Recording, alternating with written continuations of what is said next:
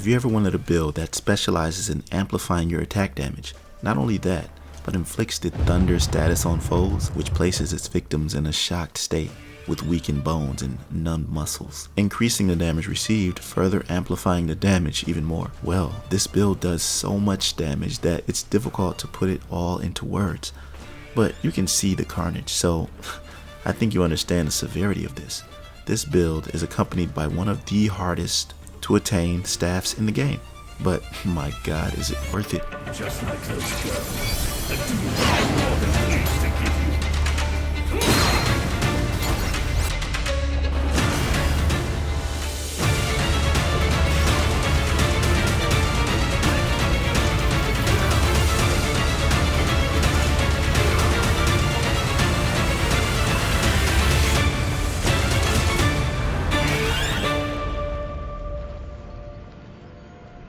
Now, before we get started, I'd like to welcome you to my channel. Let's be righteous from identity. I make builds, guides, and discussions, so don't hesitate to like the video and subscribe if that's something you're into. Now, let's get into this beast of a build. I've already made a smash style and thrust build, and now it's Pillar's turn. And I thought that thrust was my favorite, but Pillar seems to be on another level in many tactical ways, and I'm going to deep dive into that in a minute, because there's a reason why I waited until now to make a pillar focused build, and that's due to this beautiful staff that I went through leaps and bounds to attain. It's the only staff so far which I know of that grants extra damage to pillar stance. It's called the Golden Long Staff, my first mythical weapon, and its unique effect moderately increases the damage dealt by all pillar stance moves, and the long can be summoned to execute thunder at the enemy upon using pillar stance heavy attacks that cost 3 or 4 focus points. This is where the thunder status comes into play, and I've always wanted to apply a status, especially thunder. Just look at how the enemies get electrified after I perform the heavy with 3 focus points consumed. You see why I waited to make this build? Because I see no other weapon better than this to fit it. You can obtain the Golden Long Staff by defeating all 4 of the brothers, Yellow Long being the final and the most difficult. I have a guide on how to do this, it'll be linked in the description. By the way, the gear that I'm using makes the thunder more potent and the damage even stronger with its unique effect. So let's begin with the vessel I have equipped. Let me just say that this is also a continuation to the previous crit build I made, and there's even more than that, further pushing the attack damage needle. And no pun intended, but this is partly due to the new vessel I got, called the Weaver's Needle. Boy, oh boy, this is such a game changer, and I honestly think that this was made for a DPS playstyle because here's what it does. Its active effect conjures a needle that will track the enemy's movement. But this isn't just one needle. I don't know how many there are total, but they just keep conjuring and keep stabbing the enemy. Just look at how much damage each one deals. Its passive effect grants increased crit chance and crit damage. It's not much, but every little bit counts. What more could you ask for in a build like this? Now let me tell you about the gear I'm using because I'm excited. I went with a different approach and you'll see how. For the first piece I'm using the long battle robe, but I'm not using the set. The unique effect is enough for me. It's called Vengeful Mirage and inflicts a Thunder Bane. You see what the full set does, right? Massively increases the duration of shock state and moderately increases thunder damage. I don't need this at all, but I'll tell you why once I get to the spells. Let's finish up here. Because the arm guards are actually one of the reasons I don't need the set. They're called the 𝐒𝐻𝐻 arm guards. My favorite so far. The unique effect gives you a ton of crit hit chance. Its unique effect grants crit chance after consuming a focus point. But here's the kicker. The more points you consume, the more crit you'll gain. This is crucial because using focus points is the best method for dealing damage. So with a nice crit bonus afterwards, you'll have yourself a really cool unlimited damage loop. You see, this build is the unique effects build, sometimes being better than most other full sets. Every single piece of gear I have equipped has a unique effect, including my legs. After a moment in Cloud Step, it considerably increases Unveiling Strike's damage. I'll leave to your imagination the carnage you can deal with this combination. Now, the final piece is the mask, and I had to go back to the Grey Wolf. I just love that damage it deals to enemies while at critical health. For some reason, a lot of people have been commenting on my videos saying that I might have it wrong. The unique effect means that when you are at critical health, not the enemy's health. I got tons of comments like that, but let's set the record straight right now. No disrespect, but I have many reasons why I'm sure that it's when the enemy is at critical health. I've done some testing, and if you look closely, right here, while in combat and the enemy is close to dying, notice the eyes on the Grey Wolf mask. They glow red. and only during these moments when fighting. This, to me, can't be more evidence to my point, but let's move on. My spirit is the Mad Tiger. It moderately increases damage while sacrificing health. The active deals an insane ground pound, which is great for taking a nice chunk of the enemy's health. Let me just get this out the way now, because against hard bosses, I only use the Vessel, Spirit, and Transformation once, usually in the first phase. I dish out as much damage as I can with that, then activate Spellbinder.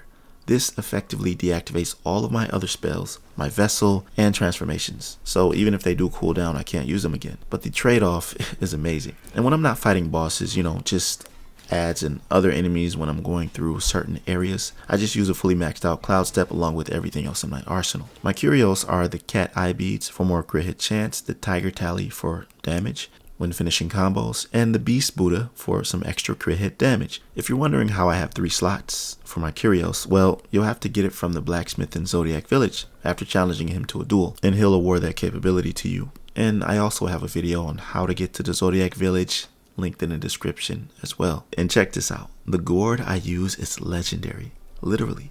It's called the Xiang River Goddess Gourd. It gives me 8 drinks and each sip recovers 36%. Plus a moderate amount of mana. This is perfect for my build. Just in case before casting Spellbinder, I can use a few spells, then get the lost mana right back by simply healing.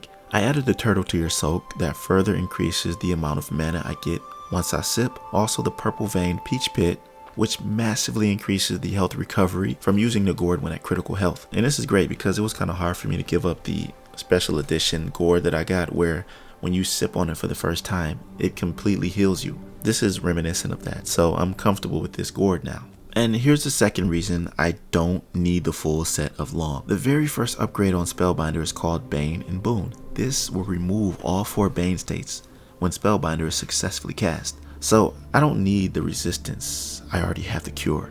And every subsequent upgrade afterwards helps all aspects of your character's stats, from stamina and mana to crit and attack. Make sure you max this all the way. But the last one, when casting Spellbinder, massively decreases your stamina, so it basically halves it, but the upside is that it massively increases your crit hit chance, so I think it's a pretty good trade-off. You see, this entire build is based off of you fine-tuning your skills to get better, to get good. Anything that you do, like a perfect dodge or successfully landing attacks at the right moments when bosses give you that small window. Everything that you do makes you a better player, and it benefits you in that you don't have to worry about any of the downsides that these crazy bonuses give you for using it. Just keep your wits about you, and honestly, you might never get hit. Aside from Spellbinder, I'm using Cloud Step. And check this out. This was my first time using this transformation. It's called the Golden Lining transformation. You get it from beating the yellow long boss. It's awarded to you after defeating him. And this is by far the best transformation. It lasts the longest. I mean, you could just spam your attacks without the mana going down. It's crazy. I mean, just look at everything that it does. I'm not going to read all of this, but here it is on the screen so you can read it if you like. And it's the perfect sidekick for the aesthetic of this build, being that it's thunder, completely embodying this whole build style. But this video is getting kind of long, so let's try and wrap it up. And with that, I'm going to go to the foundation, the final portion of this build. So in the foundation, I've maxed out Wrathful Escalation for more crit hit chance and Surging Momentum for more attack damage. I'm trying to fully max out Rampant Vigor to help my stamina, since I haven't spec'd into anything other than the stamina tree. And in martial arts, everything I have is to increase attack power with light attack combos. Nothing really special here. Now the staff stances, as you can see, I almost have nothing upgraded on my smash or thrust stances, and my pillar is lit up. The focus point upgrades are a must-have right here. Everything down that tree is to gain access to all 4 focus points and make them more effective overall, with charge speed, stamina management, and damage. But when looking at the pillar tree, you'll see that everything about this helps with effectiveness while balancing on the staff, including the ability to take a sip of the gourd while up there, and still pillar that reduces the stamina cost while balancing. The other aspect is to make 𝐿 stronger. It's the main ability in the pillar tree. It's when you perform a spin around your staff, kicking enemies in the process. And this upgrades to churning 𝐿 when you get further down the tree. Churning 𝐿 occurs when you hit the heavy attack again, and it's going to spin around multiple times.